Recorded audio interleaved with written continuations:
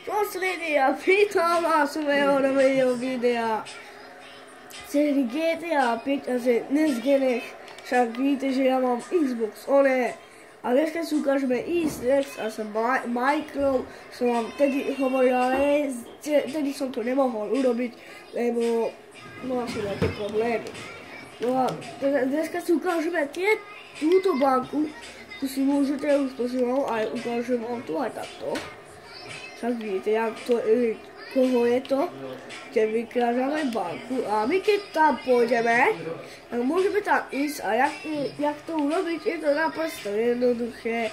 Stačí, máme nejakého chlapa, ale máme niekoho z našej hráču Michaela alebo Trevora alebo Franklina a túto, počujeme, však vidíte, že je to túto, presne a keď tam chceme ísť, je to naprosto jednoduché, stačí ísť len takto ísť donútra a je to.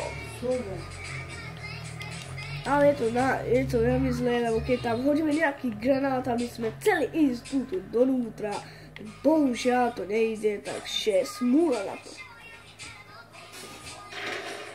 Nejde.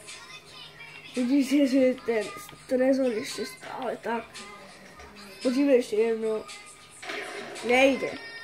Ani túto sa nedá ísť, túto vidíte, že túto sa nedá ísť, túto čo robíme, to nič nerobí. Nikam nemôžeme ísť, ale túto môžeme chodiť. Keď túto ideme len takto, tak prečo na tom je to len tak. A keď dáme do toho, ale dúfam aj na GTA Online to pôjde a že aj tamto budeme robiť. A ešte mám cizíc, keď bude noc, tak tam nepôjdete, lebo tamto nebude, tamto nebude fungovať nijak a keď tam pôjdete, tak nič nebude. Nemôžeme tam ísť donútra v noci, takže to je blbosť. Ale aj tak, keď pôjdeme von, tak vidíte, že náš hlavné fízlové, tak to je na to už také zlé, ale to je jedno.